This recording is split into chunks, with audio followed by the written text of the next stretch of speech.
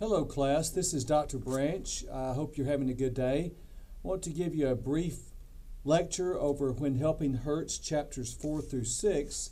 And before I move into chapters 4 through 6 of When Helping Hurts, I have to introduce you to someone that is not discussed in the book, but has had a large influence on the way many secular people think about material poverty alleviation. His name is John Rawls.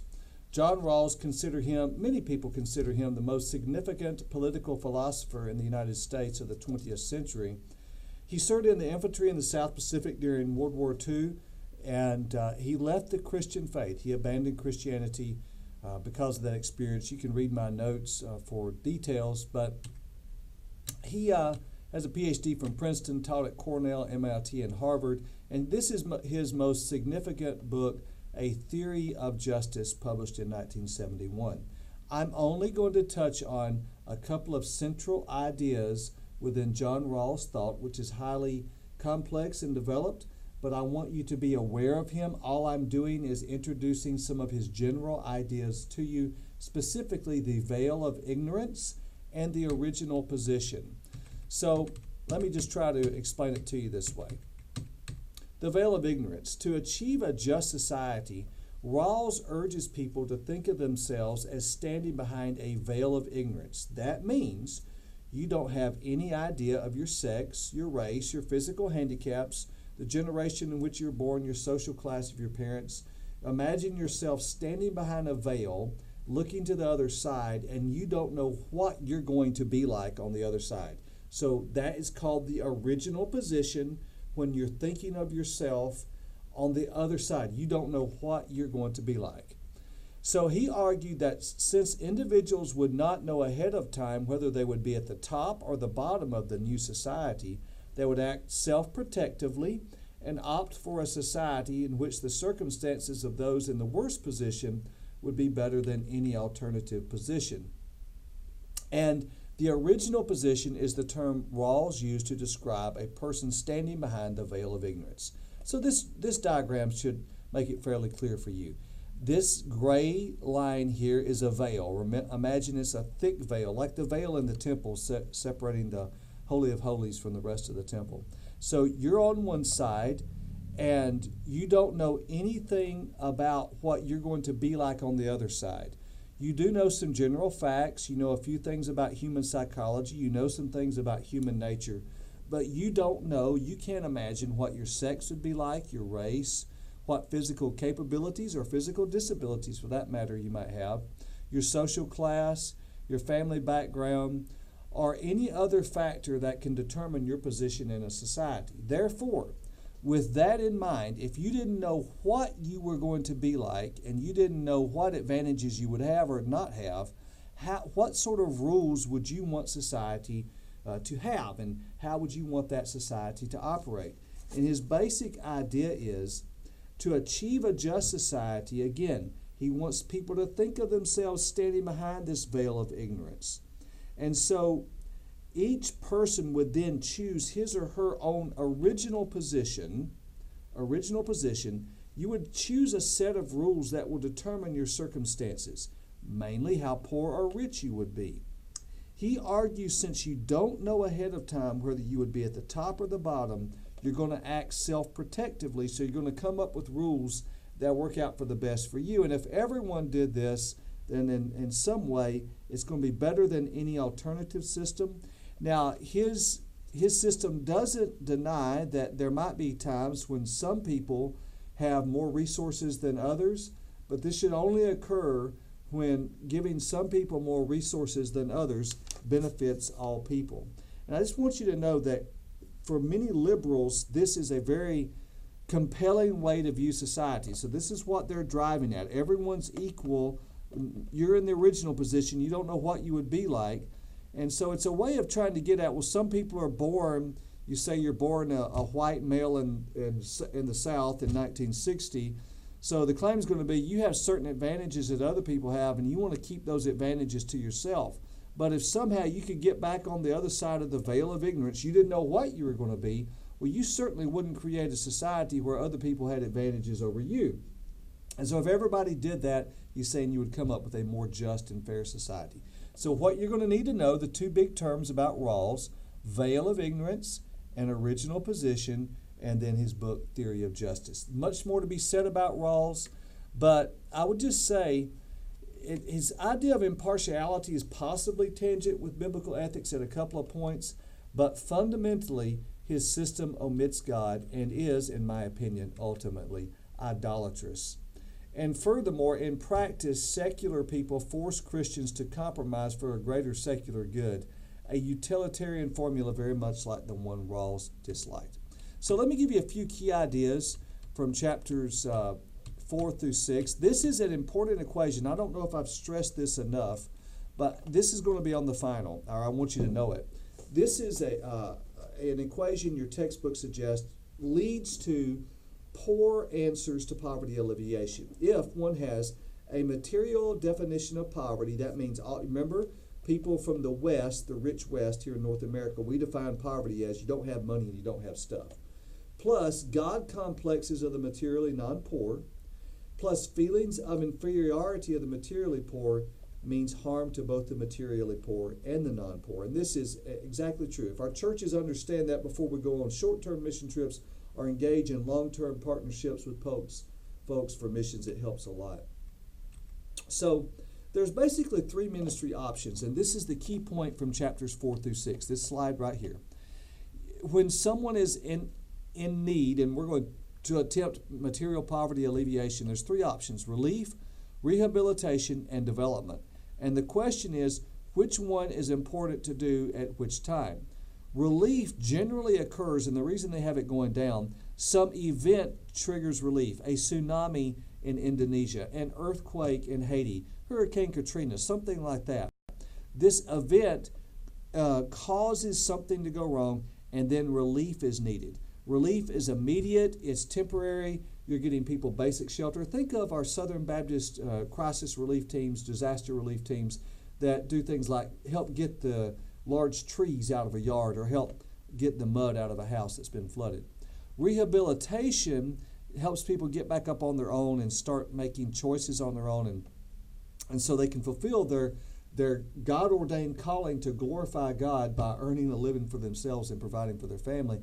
And the development is more long-term. So let's talk about these three terms. Relief is urgent and temporary provision of emergency aid to reduce immediate suffering from natural or man-made crisis. The key feature of relief is a provider-receiver dynamic, and you have to be careful here. Because if we're giving someone something they need, this God complex can set in on our part, and the low view of themselves, this low self-esteem can occur on the receiver dynamic. So just keep that in mind. You want to keep in mind this provider-receiver dynamic. So the Good Samaritan is a biblical example of relief. It was given when needed. So here's what your textbook says. Less than 10% of the poverty in the world is caused by crises such as Katrina or the earthquake in Haiti or the tsunami in Indonesia. So it should be a minor part of ending poverty. If that's true, among this slide here, we should spend more time doing this and doing this. Unfortunately, most of our mission trips focus here. That's a big point. They say churches spend too much time here when they should spend more time doing rehabilitation and development, and I think they're right. So, rehabilitation begins as soon as the bleeding stops. So as soon as you've got that tourniquet on and you got the bleeding stopped, the wounds begin to heal. Seek to restore people and their communities to the positive elements of the pre-crisis conditions. For example, one works with tsunami victims as they participate in their own recovery. And this is a huge point of When Helping Hurts. If you really want material alleviation of poverty to occur, then one needs to work with people. Relief and rehabilitation is something done with people, not to people. That's a big point they make. And so the goal is to move them from point 2 to point 3 in the graph that we talked about, which leads to development. Development is a process of ongoing change that moves all the people involved, both the helper and the help. This is us. We're supposed to grow out of this too, right? We don't have a God complex saying we're broken too and we're learning in the process. It moves us in a closer to being in a right relationship with God, self, others, and the rest of creation. In particular, As the materially poor develop, they are better able to fulfill their calling of glorifying God by working and supporting themselves and their families with the fruits of their labor. So, development is not done to people or for people, but with people. This is an extremely good point for us to remember. One of the biggest mistakes that North American churches make is in applying relief when actually the situation calls for rehabilitation or development. So our mission focus tends to be relief, and we need to think more about rehabilitation and development. So these are just a few this is a major point as well. People will come to the church and claim they need relief when they really need rehabilitation or development. They're going to come over and over again. I can't pay my light bill. I can't pay my rent. And they see, and part of our help and discipleship is helping them see you don't really need relief. You need rehabilitation and development. You don't want to tell people you're checking them into rehab, but you get the idea. So is there really a crisis at hand? If you fail to provide immediate help, will there really be serious negative consequences? To what degree was the individual personally responsible for the crisis?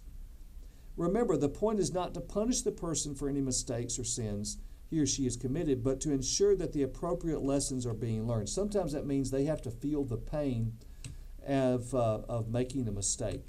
And if you've ever heard of helicopter parents, where parents come in and save a kid from every problem that they've ever had go wrong, we don't want the church to be helicopter parents rescuing people from everything that happens in their life. Sometimes people need to feel the pain of their choices. I talked with a lady from City Union Mission one time, and she'd been involved in helping people with drug rehabilitation ministry there for a number of years, over 20. And I said, well, what advice do I need to give to the preachers at the seminary? And she said two things. First of all, people need to know that you love them. And then secondly, this is very important. The second thing she said immediately after that, they need to know that love has boundaries. And sometimes they need to feel the pain of their choices. For example, if they're going to jail for 30 days for some criminal possession of a drug, sometimes the worst thing we can do is bail them out. Sometimes what needs to happen is they need to feel the pain of that, is what she was driving at. They need to feel the pain of their choices. Now, it doesn't mean being heartless, but love has boundaries. And I care about you, and I love you, but this is one of the things you see in the textbook as well, as the authors talk a lot about establishing appropriate boundaries for belief. They tell appropriate boundaries for relief. At one point in the book, they tell a story about some guy coming by their house at 10 o'clock at night wanting help. And one of the authors said, hey, look, I'm happy to help you. My help has boundaries. You're free to contact me about doing work around the house and make money. You're not free to do that at 10 o'clock at night. You can't do that. My love has boundaries. And the church has to have the same thing. Love has to have boundaries.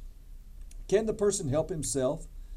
If so, a pure handout is almost never appropriate. To what extent has the person already been receiving help from you in the past, and how likely are they to be receiving help in the future? But in local churches, you need to stay in touch with each other because they will work the system. They go from church to church to church to church, so somehow stay in touch.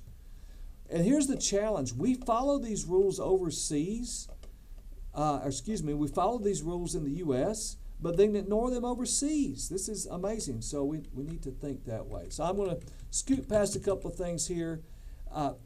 Some guidelines for relief. It needs to be immediate if they're in a real crisis. Southern Baptist Disaster Relief does an awesome job. By the way, disaster relief, there's a dearth of men in the church in places, and that's because, as some people said, we kind of feminize the church at times. Disaster relief is a great way to show men they can serve Jesus and doing things that really kind of fit the way they're wired up. And what I mean by that is if you tell a guy you can fulfill the Great Commission by running a chainsaw, that's going to be right in his wheelhouse. So that's something to think about as well. And here's a great quote from the church.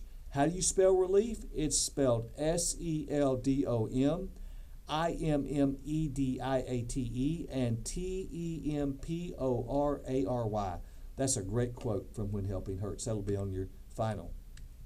So here's some of the key ideas from that chapter. I hope this has been helpful for you as you prepare and continue to move on as we learn more and more about when helping hurts and how to make good choices in ministry.